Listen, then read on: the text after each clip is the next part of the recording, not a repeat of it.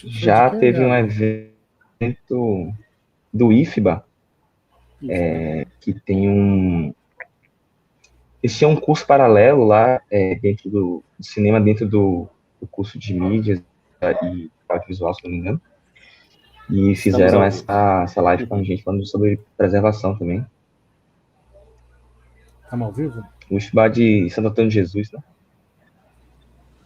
Estamos ao vivo. Estamos ao Estamos vivo. ao vivo. Então, pedir desculpas à interrupção, né? Falha técnica que a gente teve aí na transmissão, tivemos que mudar de plataforma, mas a gente vai dar continuidade, então, à fala do professor Rafael Deluna, da Universidade Federal Fluminense, estava explicando toda a constituição do LUPA, do laboratório, e as implicações, né, que tem no pensamento sobre preservação no geral. Então, por Bem, favor, eu Rafael. vou tentar resumir aqui para a gente não atrasar muito, dizendo um pouco o que enfim, o Lupa atua hoje em dia. Então, o Lupa já se consolidou no arquivo de filmes, a gente tem um acervo de filmes amadores, todas as bitolas, praticamente, 9,5 milímetros, que era muito popular nos anos 20 e 30, 8 e 16 milímetros, até o Super 8.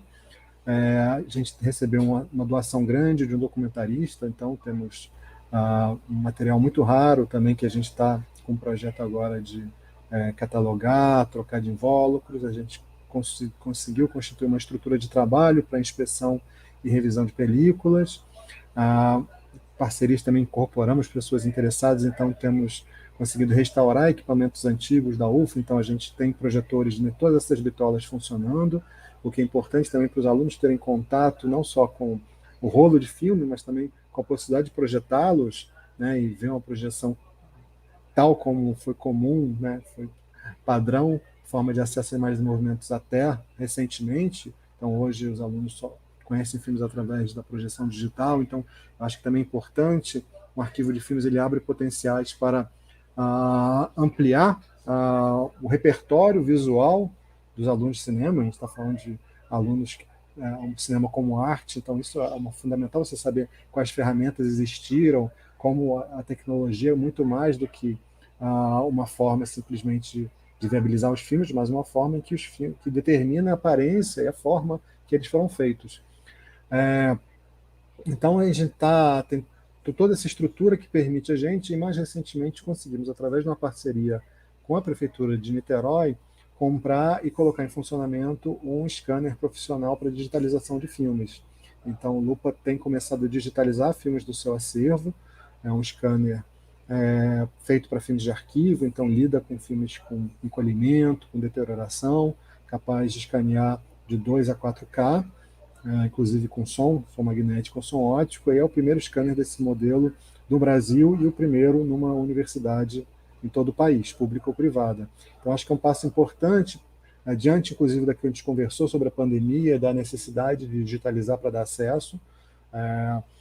E a gente, estando numa universidade pública federal, a intenção é que essa estrutura possa ser compartilhada por outros arquivos, então a gente está querendo estabelecer parceria com outros arquivos que têm também acervos, sobretudo nessas bitolas estreitas, atualmente inacessíveis pela ausência de equipamentos de visualização.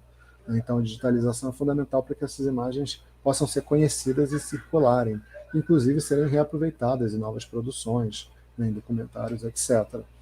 Então, a gente tem desenvolvido, eu vou compartilhar aqui a minha tela para mostrar rapidamente o site do Lupa.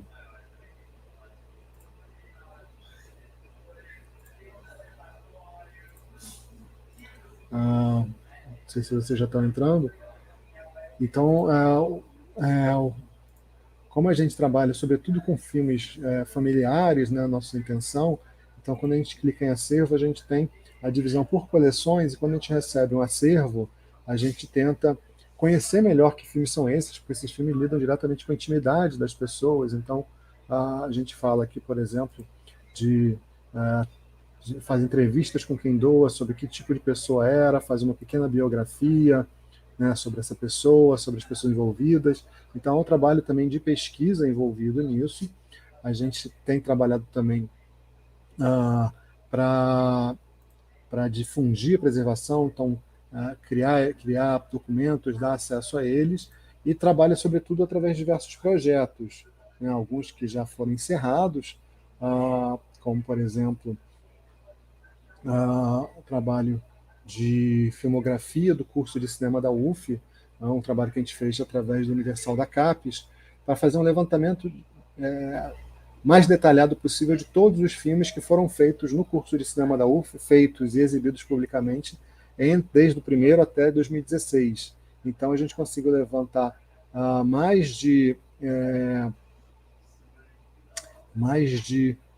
700 filmes. As listagens anteriores davam no máximo 200, 300 filmes, o que a gente acredita que é uma etapa fundamental para a gente, posteriormente, reunir e buscar essas cópias. A gente só consegue preservar aquilo que a gente sabe que foi feito. Então, esse levantamento de pesquisa também, novamente, eu falei, além do ensino, a extensão, a pesquisa é fundamental como atividade de preservação. Então, a gente conseguiu levantar, esses dados estão aqui, eles vão ser atualizados posteriormente, já estamos começando a tentar colocar o mais atual possível, já filmes de 2017, 2018, e criando uma estrutura que as informações sejam preservadas e, junto a isso, as cópias dos filmes. Então, a gente também criou pela primeira vez uma forma de acessar aqui uma amostra dos filmes do curso de cinema. A gente tem cerca de 40 filmes já disponibilizados para visualização gratuita, filmes de praticamente todas as décadas, né?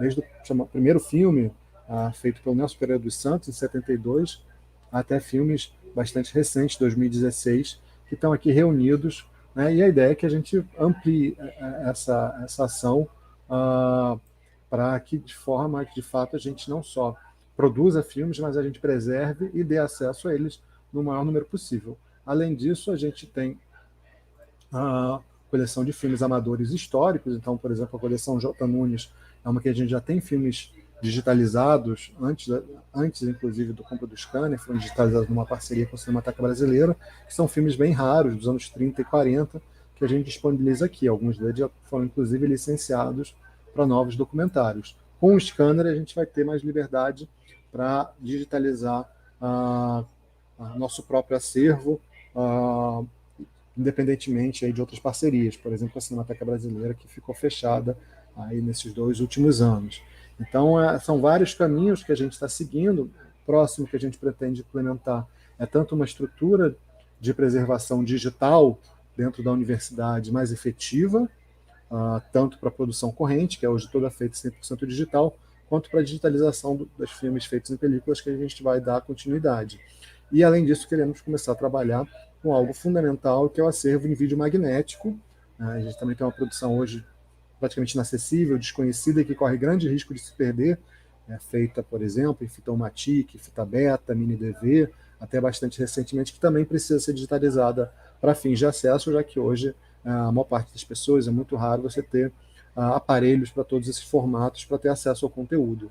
Então, a gente está querendo criar essa estrutura e dar passos além, e, acima de tudo, como eu falei no início, que o Lupa sirva de modelo para um sistema de preservação verdadeiramente nacional, verdadeiramente democrático, com arquivos regionais, porque só você estando na comunidade que você consegue, de fato, entrar em contato com as pessoas, fazer esse trabalho de reunir os filmes e dar acesso para essas mesmas pessoas. É difícil de uma única cidade, por exemplo, no Sudeste, você achar que você vai conseguir reunir, preservar e dar acesso de uma forma verdadeiramente orgânica ao que é produzido do norte ao sul do país.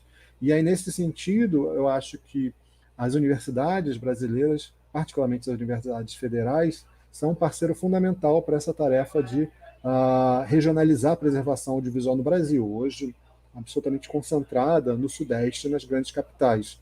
Então, o Lupa também tem a pretensão de servir como uma inspiração, não como um modelo. Acho que em cada local você vai examinar as necessidades, as possíveis parcerias, as potencialidades, ou seja, e nós do Lupa temos também o objetivo de nos colocar à disposição para incentivar, auxiliar, trocar conhecimento para que iniciativas semelhantes, não só disciplinas de preservação sejam criadas, mas que essas disciplinas se desdobrem em ações de preservação mais amplas, né, que contemplem, como eu falei, a reunião e a coleta dos materiais, sua devida preservação e o seu acesso o mais público possível.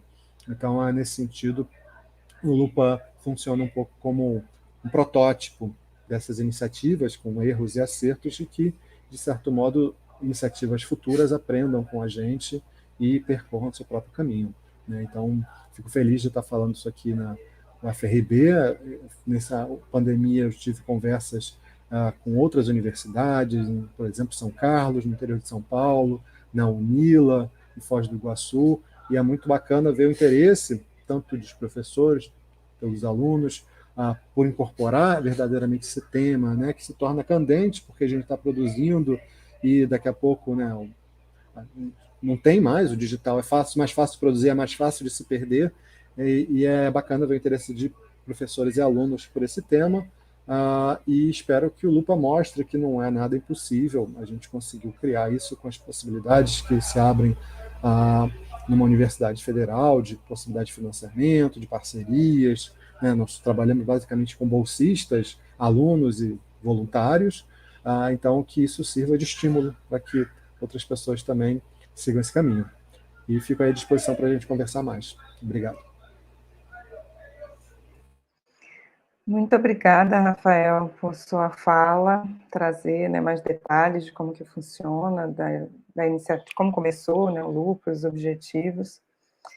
E aí, eu vou passar a palavra, então, apresentar primeiro, né, essa dupla, a Camila Gregório e Iago Cordeiro, Ribeiro, que são responsáveis aqui, estão representando, né, ela como produtora, ele como pesquisador e idealizador, do projeto Cartografia do Cinema no Recôncavo.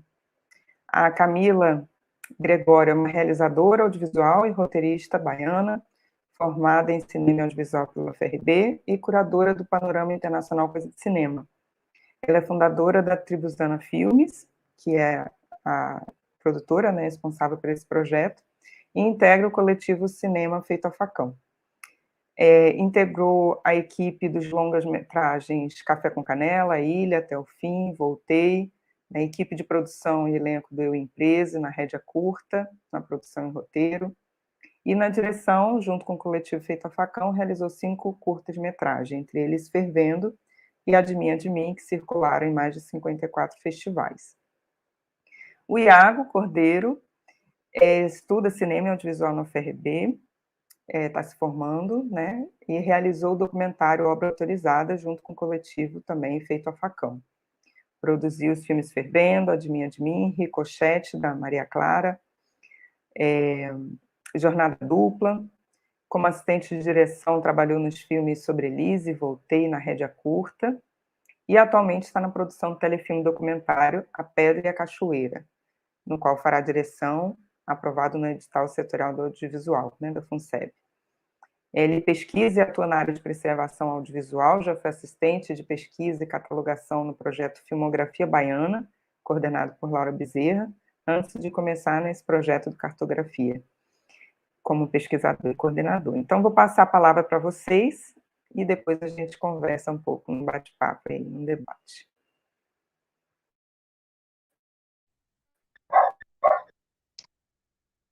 Boa noite a todos e todas. Boa noite, Ana, Camila e Rafael, pessoal que está em casa também. É um prazer estar aqui, né, falando sobre preservação, sobre esses projetos. É um prazer também estar aqui que essa conversa esteja acontecendo dentro do Cine Virada, né? Festival que acompanho desde a chegada aqui na universidade, na UFRB. Você queria que talvez que eu possa se apresentar logo, depois a gente vai trocando sobre o projeto. Sim, eu sou Camila Gregório. Eu e a Iago, a gente está trabalhando nesse projeto e em grandes outros projetos também da região do Recôncavo Baiano. Concordo com o Iago também, que é um prazer estar aqui na internet, né, mas tão pertinho, assim, pensando que é o pessoal do Cine Virada e a gente está um pouco em casa, mesmo que à distância. Então, também agradecer já de primeira o convite e é um prazer estar com todos agora.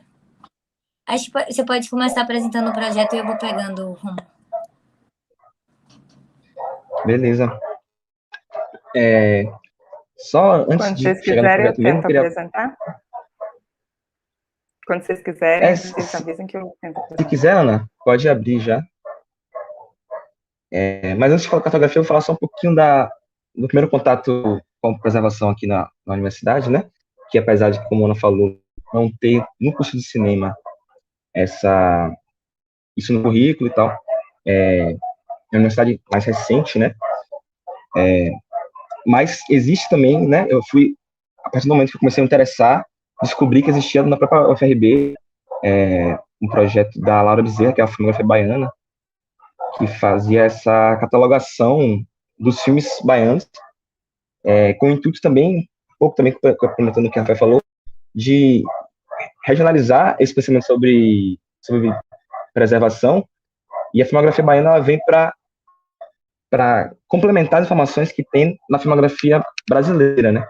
Que é um projeto da Cinemateca Brasileira, que tem o intuito de catalogar todos os filmes brasileiros, mas por estar focado no Brasil inteiro e se localizar em São Paulo, não tem essa abrangência e essa profundidade que se pode ter pesquisando esses filmes em outras regiões, né? Então, a filmografia baiana expandiu muito os filmes encontrados pela filmografia brasileira, e eu tive a oportunidade de fazer estágio lá com ela, catalogando justamente os filmes mais recentes, se eu não me engano, de 2010 a 2016, 2017, os filmes universais, né, os filmes da UFRB e os filmes da UFBA, que estão lá catalogados no site da filmografia baiana.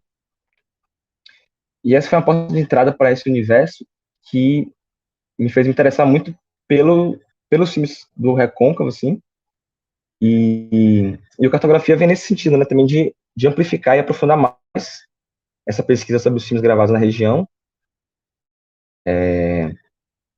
a partir do momento também que a gente começa a pesquisar e encontrar uma série de filmes que não estão em circulação ou não são filmes conhecidos, né, como a gente tem muitos exemplos aqui que já foram exibidos diversas vezes aqui em Cachoeira, em outros festivais, como os filmes de Guido Araújo, que são bem representativos, né, desse registro do Recôncavo, A Morte das Elas no Recôncavo, Feira da Banana, são filmes meio icônicos, assim, mas a partir do momento que a gente começa a encontrar na pesquisa uma série de outros filmes, eu senti a necessidade de fazer esse levantamento, né, de todos os filmes que a gente podia encontrar que tinham sido gravados no Recôncavo,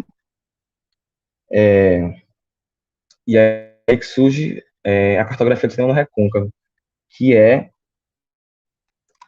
que nessa etapa inicial é a catalogação desses filmes. A gente encontrou mais de 130 filmes até o ano de 1989.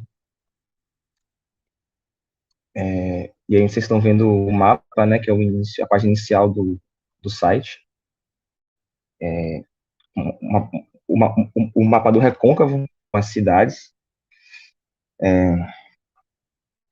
E utilizando como fonte principal a filmografia brasileira, mas também relatos e informações, muitas vezes nem em textos acadêmicos ou nada assim, mas que também foram utilizados, mas em blogs locais, por exemplo, sobre curiosidades da cidade. Foram uma das primeiras coisas que me chamaram a atenção, assim, né? Tem um blog chamado Vapor de Cachoeira, que conta muitas histórias da cidade e tal, e lá ele vai falando de um filme que foi gravado nos anos 60, sobre um outro cineasta cachoeirano, que fez filmes, ou então que não conseguiu realizar esses filmes. E essas fontes locais que são de difícil acesso para alguém que está pesquisando a filmografia brasileira de São Paulo, né, com a pretensão de dar conta de toda a filmografia brasileira, são esses filmes que estariam esquecidos, né? E além da cartografia, também expandir para os filmes caseiros, os filmes não profissionais, né, os filmes amadores, que não tiveram uma circulação tanto em festivais quanto em circuitos comerciais. E expandindo isso, que são os registros que a gente tem, né, do Recôncavo, pelo menos até a década de 80. Camila, quer comentar alguma coisa? Eu queria adicionar essa informação que você falou um pouco sobre esse primeiro estágio, né? Assim, qual é o estágio do cartografia que a gente está agora?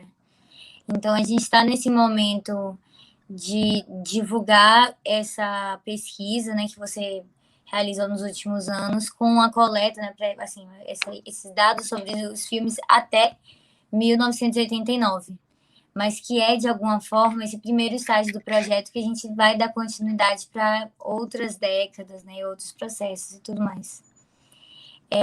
E que também, na sua fala, também queria comentar um pouco sobre esses blogs, assim, como eles têm esse papel da preservação geral, assim, um pouco histórica, né? Então, assim, nesses blogs a gente encontra muita informação, às vezes, sobre festas que foram realizadas, quem organizava essas festas, quem era responsável, por exemplo, nesse vapor de cachoeira.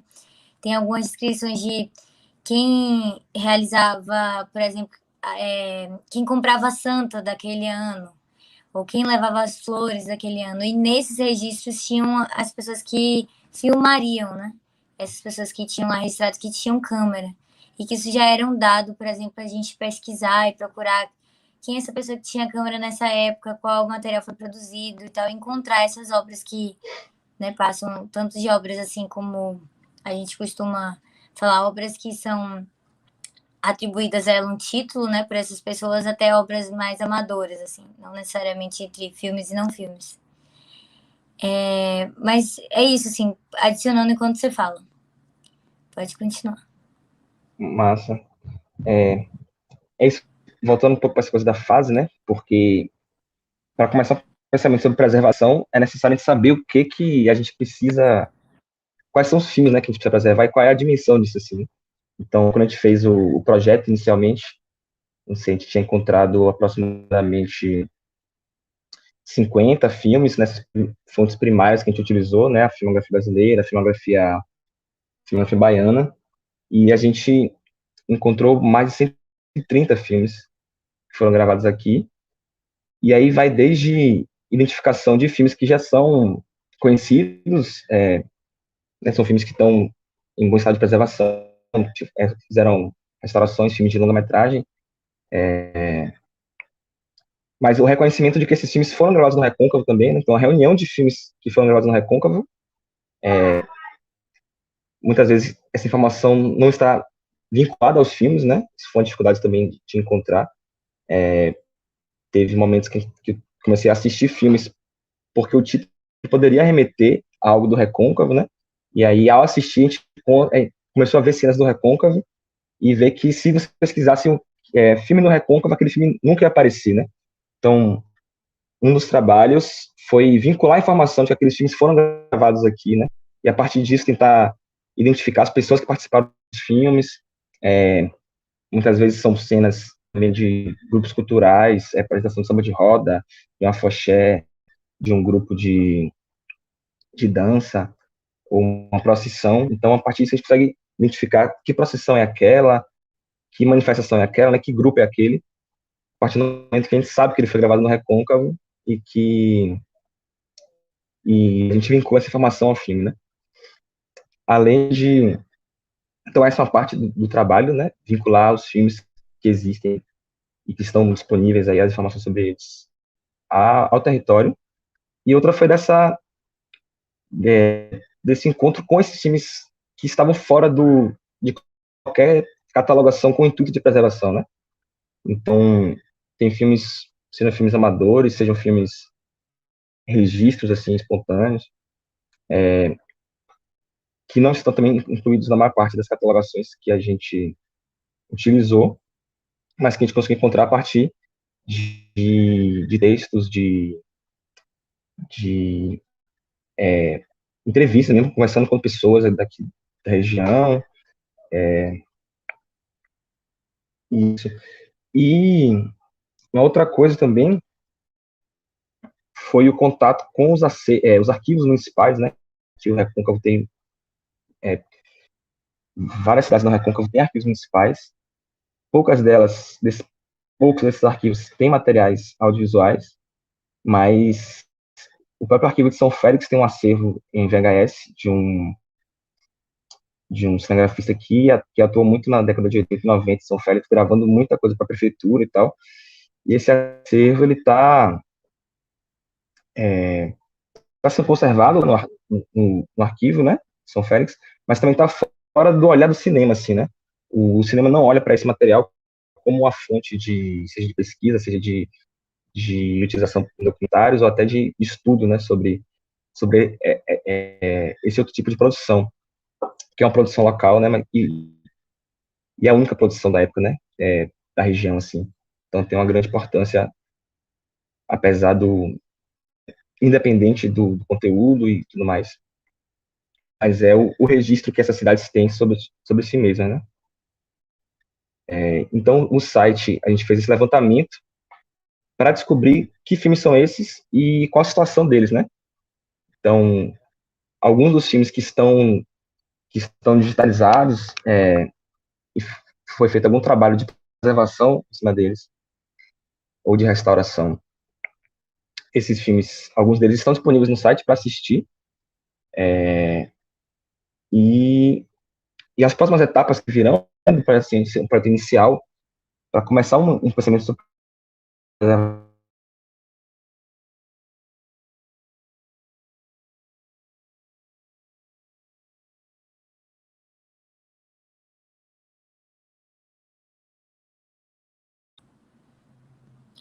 Iago, valeu para vocês também aí?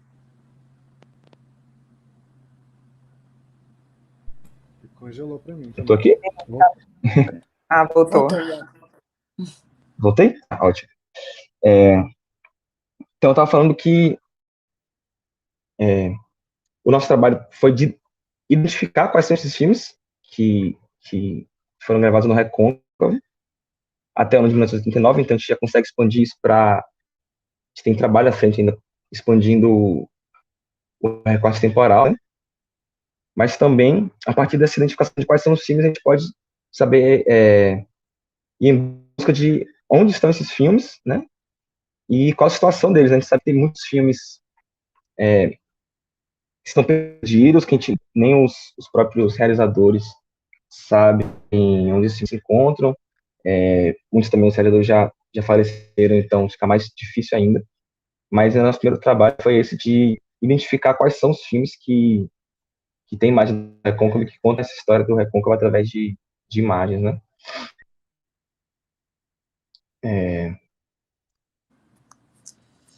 E acho que um Isso, acho pouco que a do gente pode nosso... abrir para perguntas. Vai, cadê? Eu ia complementar também um pouco. Que acho que é essa importância também, assim, de a gente catalogar e trazer um pouco da discussão sobre a preservação através da ausência desses filmes também, né? Assim, chamar a atenção para esses filmes que não estão presentes, que às vezes estão até presentes na memória popular. Então, a gente tem esses dados de pessoas que participaram ou lembram de alguma informação, etc. Mas a gente gosta muito de marcar pelo que a gente também não tem, assim, né? Pelo que não tem esse registro, pelo que se perdeu, assim. É uma das coisas que a gente também gosta muito de levantar dentro desse mapeamento, assim. Claro que nosso principal trabalho é esse lugar de tentar descobrir, né? E de alguma forma isso também é a nossa busca e felicidade, assim. Mas a gente gosta muito de marcar pela ausência esses filmes e também trabalhar com, assim, por exemplo, eu que não estou nessa pesquisa, mas estou na parte de produção, um movimento, junto com o Iago, claro, um movimento que a gente faz é de buscar, por exemplo, informação sobre os figurantes que estavam nesse filme, ou informações sobre... A gente pega frames das pessoas, né, e sai perguntando para as pessoas, principalmente para quem tem... No Recôncavo existe, né, muito essa presença de pessoas que registram a própria história, né? Esses blogs, essas pessoas também estão ali, guardam fotos, etc. As pessoas mais velhas que lembram e gostam de preservar essas memórias de alguma forma, né? A gente busca muito se informar com eles, assim, quem foram essas pessoas? Você reconhece algum desses? E a gente ouve todo tipo de história, assim. Um dos movimentos que a gente fez enquanto produção, assim, para tentar também alimentar essa parte digital, né, da discussão sobre preservação, foi uma chamada pública para figurantes. Então a gente pegou esses filmes, como o Iago está dividindo, assim, esses filmes mais reconhecidos, mais famosos, foram gravados aqui, e a gente foi em busca de figurante. A chamada era assim, vou me lembrar exatamente agora, é algo que se você lembrar, você fala, mas era procura-se figurantes de tal filme, por exemplo. E aí a gente foi atrás, assim. Então teve muitas figuras, a gente divulgou no WhatsApp, no Facebook, tudo, no Instagram. Tinha muitos depoimentos, assim. Uma mulher mesmo me procurou, ela tinha uns 37, 40 anos. E ela falava, olha, minha avó participou de tal filme. E ela lembra disso, o que ela falava pra gente era isso. Um depoimento que ela falou, por exemplo, é que tinha um tio dela que fez uma cena que ele assassinava no cinema, né? Assassinava com uma faca um feirante. Você lembra o nome desse filme, Iago? Esse foi a Montanha dos Sete Ecos, eu não lembro exatamente se foi a Montanha dos Sete Ecos Eu acho que é a ou Montanha dos Sete Ecos. o Mágico Delegado. Acho que é a Montanha dos Sete Ecos. É a Montanha dos Sete Ecos. E ele assassinava, né, no filme isso. Assassinava no filme esse personagem e tal. E ela conta que ele foi assassinado na feira, ele morreu assassinado na feira, no mesmo lugar que ele teve foi feita essa filmagem. E que a família, de alguma forma, guardava essa memória do filme por causa disso. Foi um filme que nunca foi exibido em Cachoeira.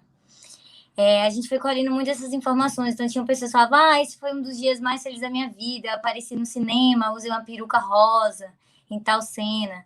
E a maioria dessas pessoas nunca assistiram esse filme. Também a gente não fala só desse lugar da preservação, da acessibilidade. Assim, a gente busca essa acessibilidade, às vezes a acessibilidade primeira, assim. Tem muitos filmes que foram filmes do Sudeste, né, que vieram para a região de Cachoeira e que filmam a cidade sem ao menos assim, nomeá-la, assim, né? Então, fala assim, aparece imagens de Cachoeira ou de outras cidades do Recôncavo falando, essa população de Salvador, que tal, e tal, e tal. Então, assim, a gente faz esse movimento de preservação e também de resgate, assim, né? Dessa memória, dessas imagens, para que a gente traga elas para a discussão sobre o cinema, não só sobre a preservação no cinema, mas sobre a preservação da cidade, né? Do povo, da Dessas histórias que população. passam pelo cinema, né?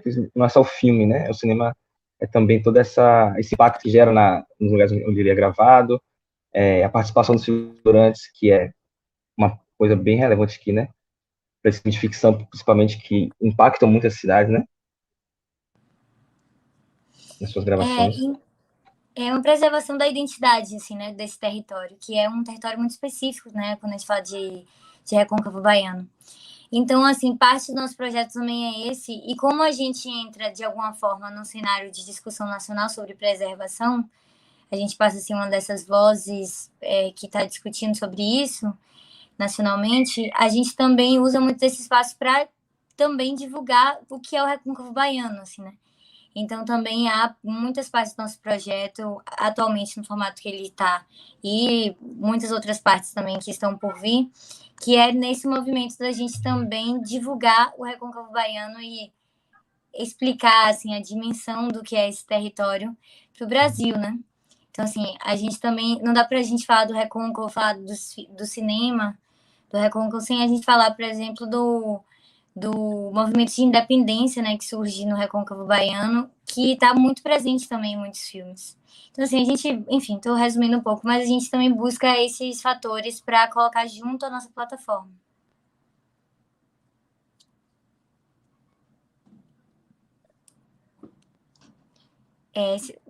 Não sei, Iago tinha proposto a gente abrir para perguntas.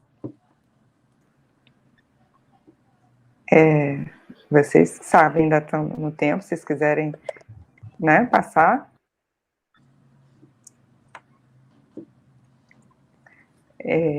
Eu fiquei, na verdade, vocês falaram, o início da fala do Iago, né, eu pensei que eu comecei dizendo, né, que a gente no curso ainda não tem a disciplina de preservação, mas, assim como o Iago falou, tem algumas atividades, até que me deu mais clareza, né, com a fala do Rafael também, dessas várias dimensões da preservação, né? Então, por exemplo, o Cineclube Mário Guzmão teve também um papel importante quando, não só na exibição, nas mostras que fazia, né, de dar a ver os filmes baianos, mas aquela caixa Anjo Negro, né, que foi produzida com a professora Cíntia Nogueira, que já fez um primeiro ali um panorama, né, de produções, e a gente, no PET, está tentando fazer esse outro lado da produção do curso.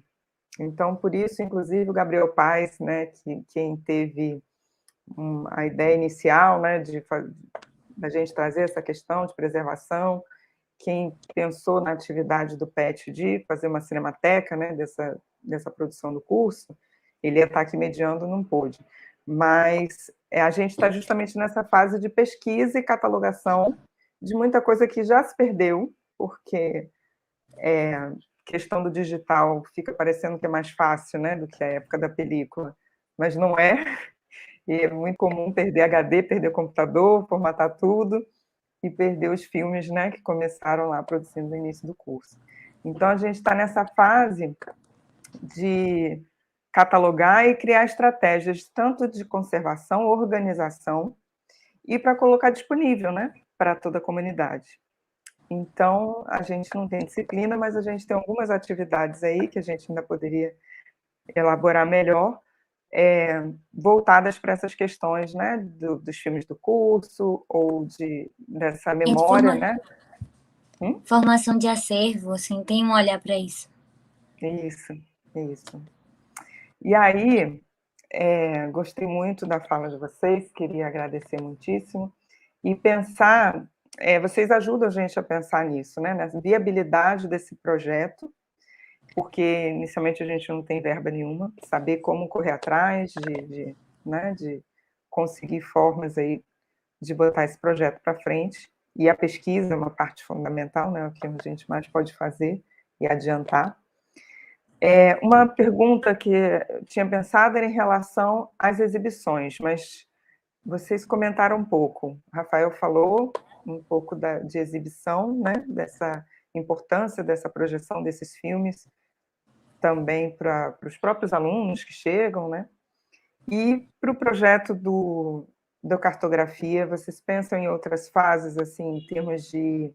Vocês estão colocando no site, né? Disponibilizando alguns filmes, as chamadas que vocês fazem, eu adoro acompanhar o projeto, né? Mas vocês pensam outras etapas, outros momentos, assim, de desenvolvimento do projeto, que já é enorme, né? Se pensar nisso tudo, mas... Com certeza a gente vê, assim, o cartografia como um início, assim, né? Acho que é a ponta do iceberg, assim.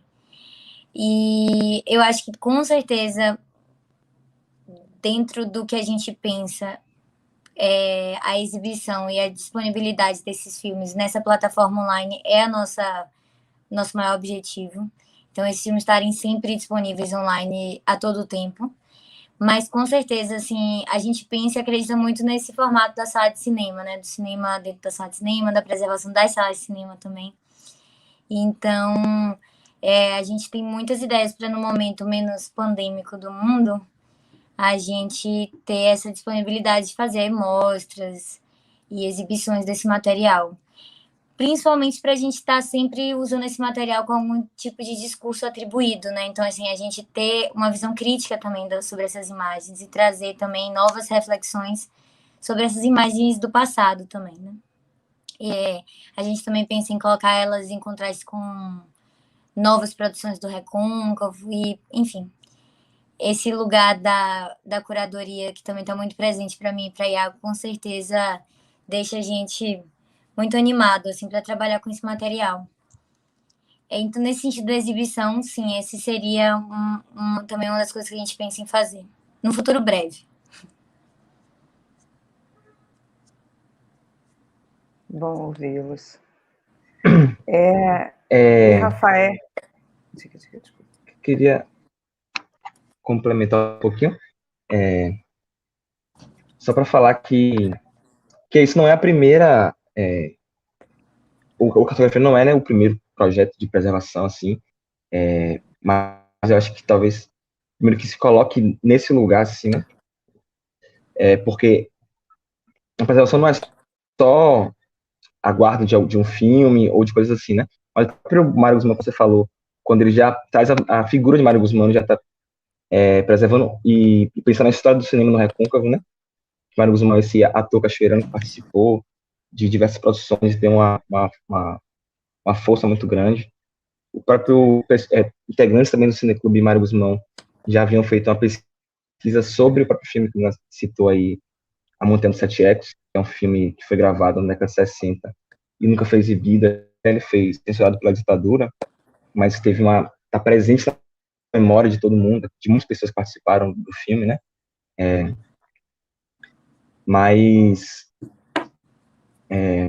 E a exibição também faz parte, né? A exibição faz com que esses filmes se mantenham na memória, se mantenham em circulação.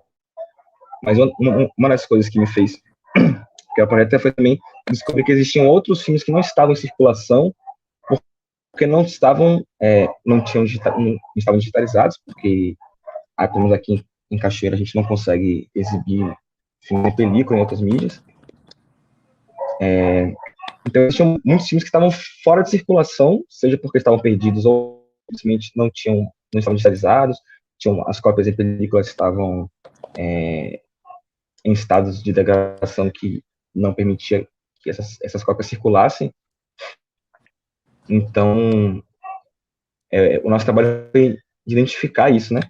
E eu acho que, a partir disso, começou a chegar a gente materiais também que não estão em nenhuma instituição, né? A gente já sabia que isso poderia acontecer.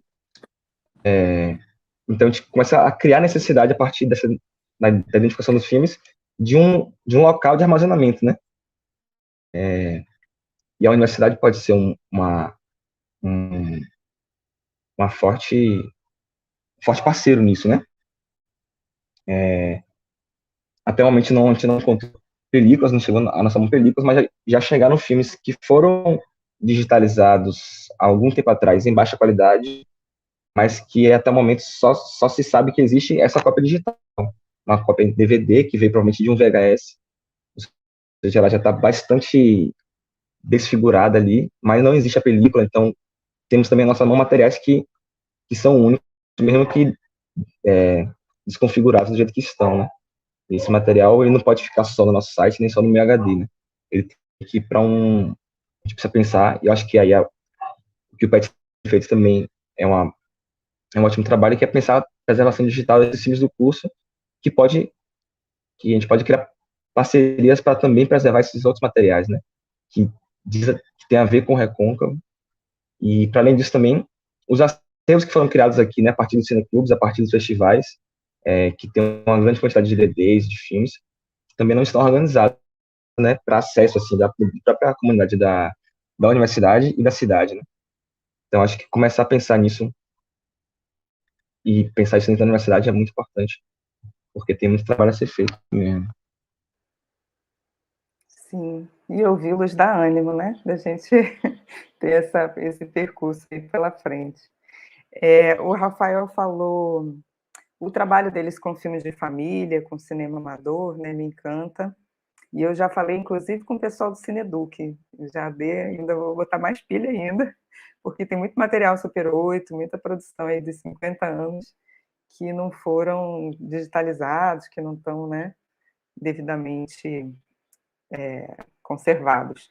Então, seria uma ótima aproximação de vocês.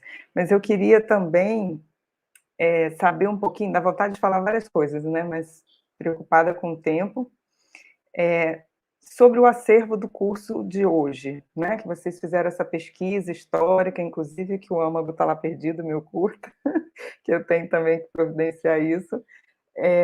Mas nos filmes de hoje, digitais, como é que vocês têm... Aí, curiosidade, né? Para a gente poder pensar que a nossa organização também que vocês têm feito isso, essa relação com os alunos de produção e de ter esse acervo, né, de vocês condicionarem, como é que vocês estão pensando esse trabalho? Bem, nossa produção é inteiramente digital há uns 15 anos já, pelo menos. Antes do Lupa, o Lupa também foi incentivado pela criação de uma comissão de acervo no departamento que foi pensar essa questão. Mal ou bem, com a película, a gente tinha um controle porque o curso pagava a copiagem no laboratório. Então, os negativos ficavam no laboratório e os alunos ficavam com as cópias, e mal ou bem você tinha o curso com um acesso, um controle sobre o material matriz do filme.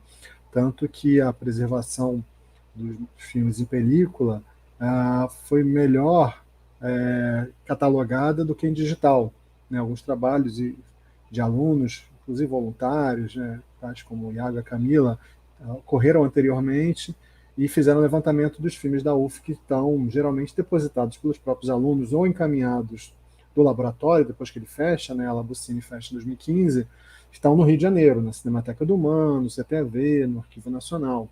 Mas desde que o Lupa foi criado, e eu acho que é importante, a criação de uma referência para a sociedade, né? Onde um filme pode ser levado se eu encontrar embaixo do meu armário? Onde um fulano fala, você estudou cinema, meu pai filmou. Onde eu posso indicar para ele procurar? Então, acho que a universidade tem um papel fundamental, né, como referência de pesquisa na sociedade, e ela pode assumir esse papel onde não houver arquivo de filme, também de uma referência para a preservação, porque as pessoas vão depois que você começa esse trabalho de se divulga, as coisas começam a aparecer espontaneamente, mesmo quando você não procura. E é importante você criar uma estrutura que dê segurança para as pessoas procurarem e depositarem, né? Deposita não só o filme, deposita a confiança que você vá cuidar, guardar esse filme que estava com essas pessoas. Então, a gente recebeu espontaneamente algumas cópias de ex-alunos de filmes da UF, estão lá, a gente vai começar a trabalhar, mas nosso objetivo também não é retirar os filmes dos arquivos onde eles estão.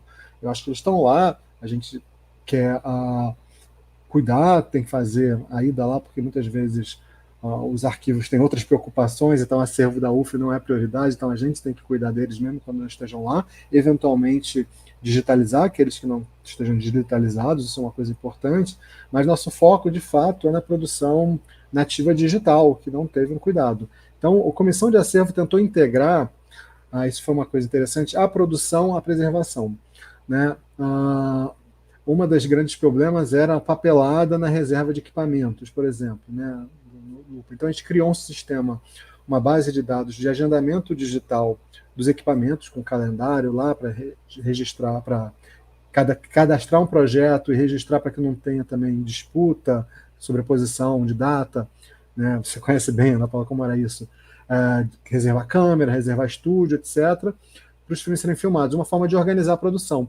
E a gente criou também, justamente como forma de tentar vincular a produção à preservação, que o projeto, uma vez criado, ele só pode ser encerrado, dar baixa no sistema, de certo modo, para que o aluno fique liberado para novos projetos, quando o filme, uma vez finalizado, foi entregue uma cópia de preservação para o departamento. E a gente criou lá as diretrizes, que tipo de cópia é essa, e um formulário, né, porque a gente tem que sempre preservar as informações, né, um formulário que o aluno preenche. Isso na teoria ficou muito bonito, na prática a gente tem que, por exemplo, eu tive uma estagiária do Lupa que ficou cobrando os alunos para encerrar os projetos e doarem as cópias. Então, a gente cria uma forma que funcione espontaneamente, mas tem que ter uma pressão ativa para recuperar esse material. Mas eu acho que foi bem assim. Idealmente, a gente criar um sistema de transferência online, via alguma plataforma de compartilhamento de arquivo, porque atualmente a gente cobrava, vai lá entregar no HD externo o seu filme. Então, esses alguns melhorias que a gente fez, mas que foi tudo também prejudicado, tanto a produção quanto a preservação, pela pandemia. Mas o nosso objetivo é criar também, o Lupa, de certo modo, criar essas metodologias de integrar a preservação ao fluxo que já existe nos cursos de cinema para a produção de filmes. Então, não creio que seja tão complexo assim, se você leva isso em consideração, né? Pensar que a preservação faz parte do ciclo de produção. Depois que o filme é pronto, é exibido, né, tem que ser preservado também. E esse é o momento mais importante de ser feito isso, porque depois o aluno já saiu da universidade, já está no outro filme, não lembra mais, vai apagar o HD, vai esquecer o HD. Então, também é importante a gente, de certo modo, estar atento, estar tentando criar uma estrutura para preservar o atual, o que é preservado hoje, e criar uma regularidade nisso. Mas a gente está ainda testando, né, aprendendo para implementar isso. Mas eu acho que é uma coisa que é fundamental para a gente implementar. E acho que quando a gente integra a preservação dentro da rotina do curso, que envolve a produção, fica mais fácil. Muito fantástico bom. Isso. Muito bom. Pensar já a produção assim. Claro que a melhor forma de preservar é agora, né? Porque a gente sempre acha que é, assim, a gente, pensando produtores, né, assim, E eu sempre cobro muito disso de outros produtores. Quando a gente escreve um edital, por exemplo, a gente coloca uma verba para, sei lá, colo, a gente coloca para viagem, coloca para tudo e não tem o mínimo pensamento sobre a preservação, assim, né? Então eu acho que tem que começar também com uma responsabilidade pessoal e que massa está começando já na universidade, né? Para incentivar também esse movimento. É porque faz parte do cronograma de produção você pensar que tipo de matrizes digitais você vai gerar para fins de preservação, em qual etapa do cronograma. Por isso que eu acho importante a gente pensar que a preservação é um tema fundamental do ciclo básico, porque de fato, né, assim, mesmo se a gente quiser enveredar pelo pensamento econômico, você imagina quanto de dinheiro você não perde se você perder sua matriz digital, né? Se você sobrar um arquivo FLV do YouTube, você não vai conseguir vender para nenhuma plataforma de streaming. Então, é fundamental você saber isso para termos, inclusive, de preservação da sua obra para fins de explorá-la economicamente, além do caráter, obviamente, artístico, cultural, histórico que toda obra visual tem. Então, acho que realmente preservação é algo para ser ensinado, porque isso tem que ser incorporado a ciclo profissional, né, da produção audiovisual. É ótimo ouvi-lo falar isso. A gente começou com uma página no site do Vimeo, né, com a produção do curso, e acaba se perdendo por conta de o filme estar em festival, está circulando, então não bota ainda no acervo, espera, e aí essa espera depois não volta mais, né? E aí Isso é acabou ficando muito interessante. Uma coisa que surgiu para a gente, porque a gente está descobrindo as coisas no momento, é tentar criar, isso é uma coisa que a gente não implementou, é uma discussão, mas tentar criar uma janela também de exploração do filme na exibição antes dele ser incorporado.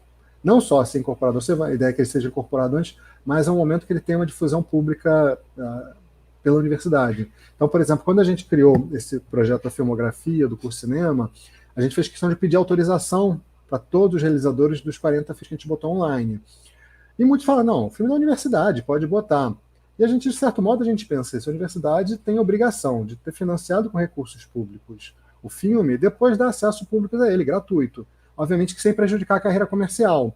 Então a gente quer passar a implementar uma ideia de que o filme está pronto, a cópia é dada para a gente, uma cópia de uma matriz de preservação, uma cópia de difusão, e que a gente estabeleça uma janela, não sei, de 2 anos, em que o filme automaticamente entra na nossa base de dados, nosso streaming, nosso canal do YouTube, do Vimeo, o que seja, sem pedir autorização, e que os alunos acostumem isso, que eles têm 2 anos para exibir em festival, vender, etc., e que depois não se preocupem, o filme vai entrar para acesso público, até porque muitos deles querem depois que os filmes sejam públicos. Só que ele está no canal dele, no Vimeo, canal dele no YouTube, né? Que adianta ter 20 filmes dispersos nos canais pessoais se a gente não consegue achar. Então também eu acho que mesmo para uma política de difusão, e que é importante politicamente demonstrar tudo aquilo de bom, de importante que é feito na universidade, a gente precisa também integrar a preservação, que inclui a difusão, a rotina, né, que a gente produz. Eu fico às vezes pensando que a gente reproduz na universidade os vícios históricos do cinema brasileiro, só pensar em produção, né, e não pensar em distribuição e exibição,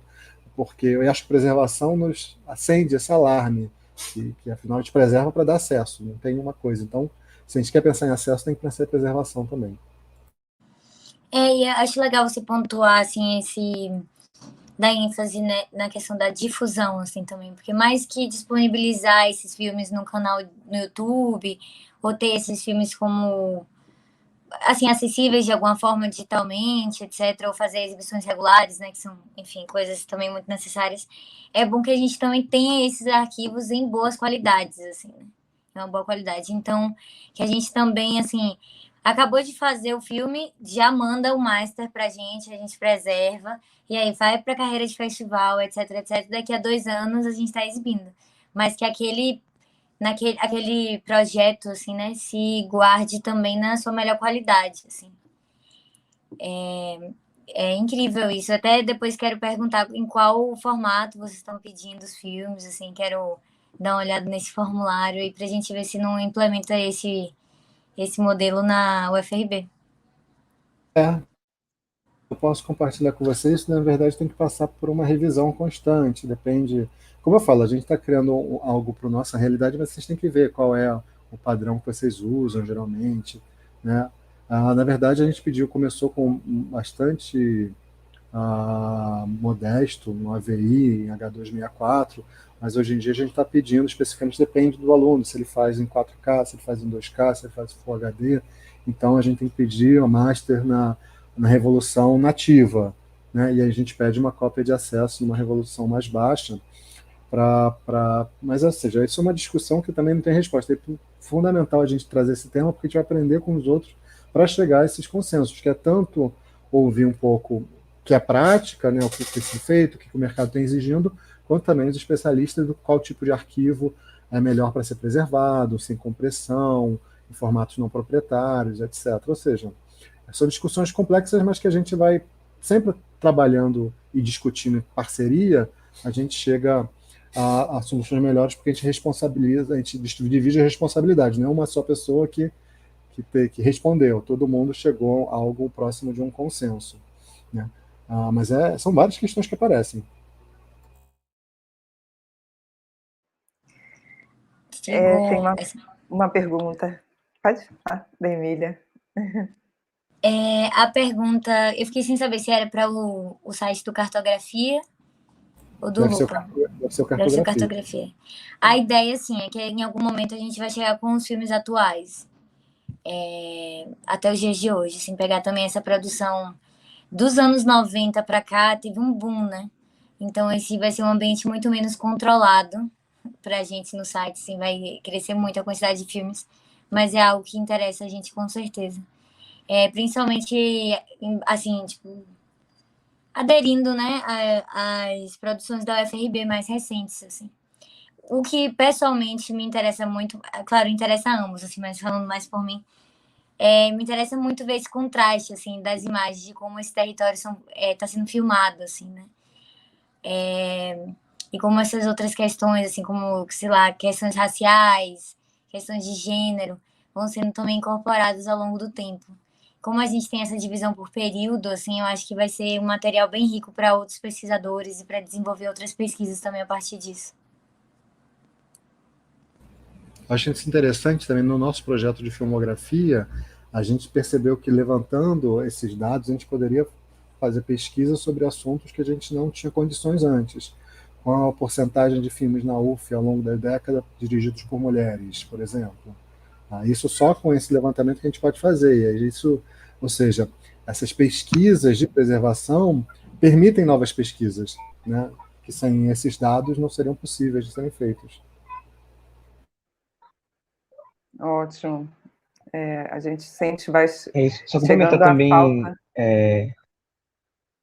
concreta dos dados, Não, né? só para concluir a fala de Camila, Diga. que a nossa intenção é essa, mas também já sabendo que o PET, por exemplo, está começando esse trabalho de reunião, né? Eu acho que a intenção é sempre unir essas coisas, né? Porque não adianta a gente disputar nesse campo, né? Porque, apesar de estarem separados, é interessante para poder os projetos de preservação, digo, né? Tipo, terem cópias espalhadas pelo país e tal. Mas unir essas bases de dados é sempre o mais interessante, né? Você encontrar em um único lugar informação sobre todas as bases de dados, por exemplo. Eu soube que tem na Europa, inclusive, uma base de dados que você pesquisa e consegue encontrar o material que tem em acervos em diversos países, né? Ou seja, uma base de dados que une uma série de bases de dados, né? Então, isso é muito importante. Independente de pessoas diferentes estarem fazendo os projetos, essas coisas se unirem muito interessante. Então, por exemplo, o Vimeo, que foi criado já há algum tempo, né, do curso de cinema, mas também foi interrompido, não conseguiu se completar. Não sei se vocês estão retomando essa mesma conta, mas a ideia é realmente sempre unir, né, para que em um lugar você possa encontrar informação sobre que foi prospectada por várias pessoas diferentes, né. Isso é muito importante. E como o Rafael falou no início, nessa descentralização, a gente pensar o Recôncavo já é tanta coisa, imagina se a gente contar só com a Cinemateca Brasileira. Porque a justificativa do curso já tinha muito disso, né? De falar que o Recôncavo já tem imaginário do audiovisual gigantesco. E quando vocês forem passar para esse acervo mais recente, o desafio é enorme, porque imagina a quantidade de material que o pessoal tem de gravação de Boa Morte, de Nossa Senhora da Ajuda, não é? É muita, a gente tem realmente muita coisa aí para trabalhar ainda. E é importante também que trabalhos e projetos como o nosso, né, que são projetos independentes, assim, agora tá, enfim, da minha produtora, a gente também não sabe a continuidade disso. É importante sempre que a gente tenha a maior quantidade de bases de dados atribuídos a instituições mais sólidas, né? Como o Rafael falou um pouco, e a universidade seria um aliado para isso, assim. Então, a gente está vendo a fragilidade de instituições como a Cinemateca. Então, imagina a fragilidade que tem a gente, assim, né? Então, com certeza, falar de preservação é ter o máximo de lugares possíveis. A gente não segura ou tem desejo de segurar nada individualmente, assim. E a gente quer sempre ter o apoio de outras instituições mais... que tem uma predisposição maior, né? A continuidade, né, do projeto.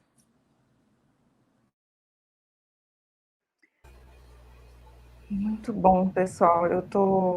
Eu sei que vocês têm problema, né? Tem questão com horário, a gente já está adiantado. Queria passar, então, a palavra para vocês, né, fazerem as considerações finais para a gente fechar. Queria só passar a palavra com um pensamento que me marca, assim, que as cinematecas, eu sempre, como eu trabalho muito com cinema e educação, né, ligada no departamento pedagógico, né, das cinematecas.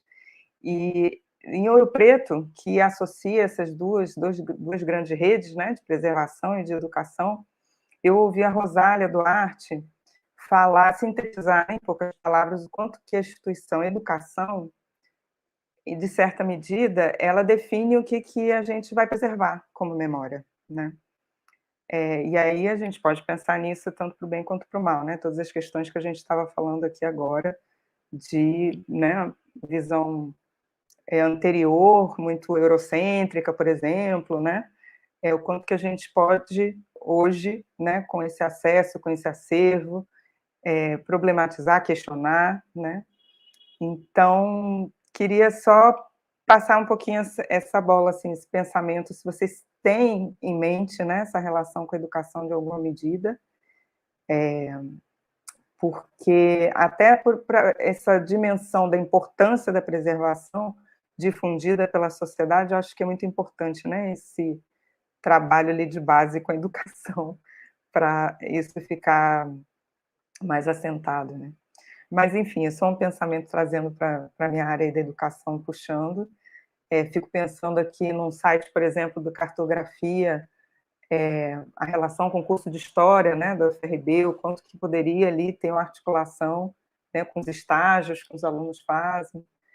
E mesmo o cinema amador, né, que o Lupa trabalha, para mim é um negócio assim incrível, riquíssimo, pensar no acesso a esses materiais todos para estudo, não só aqueles oficiais, né, do cinema e tal.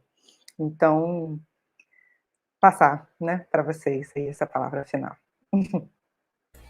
Se eu puder começar, queria agradecer o convite, é um prazer participar novamente da mesa, junto com o projeto do Cartografia do Cinema do Recôncavo, que eu acho incrível, acho uma iniciativa importantíssima também, e que eu vejo amplas possibilidades do diálogo desse projeto com a UFRB, né, já que tudo se imbrica aí de pesquisa, reunião, difusão, com uma ação mais integrada de preservação.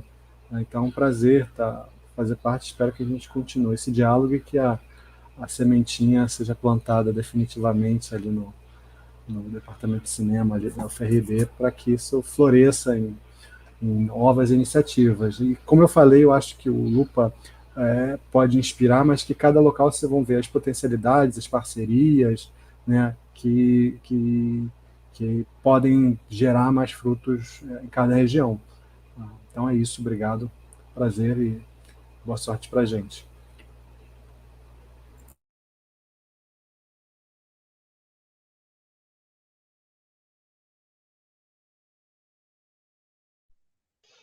É isso, queria falar também que foi um prazer estar falando aqui com os alunos da FRB, né, com quem mais esteja também, mas muito bom estar trazendo isso para dentro do curso, assim, né, para um evento que apesar de estar virtualmente, tá todo mundo, esse conceito um pouco se perde, né, cada um em sua casa, em outras cidades e tal, mas como ainda não tivemos a oportunidade de ser presencial, de alguma forma aqui eu estou voltando esse projeto para a FRB, né, e acho que é isso, a gente tem muito interesse e eu acho que os dobramentos partem disso também, de um diálogo com os cursos, com a universidade, principalmente como o Centro de Artes, Humanidades e Letras. Eu acho que todos os cursos ali podem estabelecer um diálogo, né, com esse acervo, porque a gente tem curso de História, curso de Ciências Sociais, curso de Jornalismo, curso de Museologia, dentre outros, que eu acho que só podem somar com o projeto, né? Os filmes estão ali para serem questionados por cada uma dessas áreas, desses olhares diferentes.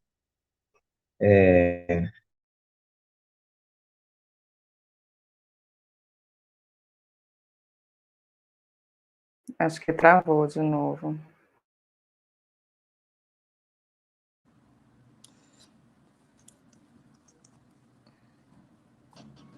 Voltou. Voltei? Voltou. Mas era isso, ia concluir a fala nisso aí. Eu acho que a ideia é essa, que esses cursos e a universidade possam dialogar com esse acervo e contribuir. Também o acervo vai se moldando a essas necessidades, né? Que a gente fez um trabalho muito isolado, foi todo feito durante a pandemia, né? Dentro de um edital de um prazo também. Então, acho que é isso, a gente está aberto para dar continuidade a partir de novas parcerias e de novos olhares. Com certeza. Esse lugar da educação, assim, eu acho que ele é primordial. Porque eu acho que o que mais move a gente, assim, pensando nesse projeto, com certeza é uma chamada, assim, de atenção para isso e uma tentativa de transformar, né, esse hábito que a gente tem de tratar a nossa história em geral, né, mas principalmente através do cinema. Então eu consigo ver que grande parte da nossa intenção com o projeto é justamente se associar para falar disso e divulgar e, enfim, disponibilizar esses filmes em sala de aula para que a gente levante muitas discussões. Então, assim, com certeza eu vejo esse projeto sendo completamente voltado e pensado também para o lugar educacional e pedagógico, as possibilidades, né, educacionais e pedagógicas que ele tem a oferecer. E que a gente se some também muito a outros projetos que já são realizados e do nosso máximo interesse estar disponível para se associar a esses projetos e encontrar essa sala de aula que já está sendo pensada também por outras pessoas, né? Junto com pedagogos e historiadores, enfim, tantas outras pessoas, tantos outros grupos, como o Iago falou. Também agradecer demais a presença de todos e o convite. Muito, muito obrigada, gente. Agora a gente já estourou o tempo ali do Rafael, que tem aula, né? Mas então, obrigada mesmo. Um grande beijo para vocês. Espero que a gente possa estar junto aí em breve, presencialmente. Tchau, tchau.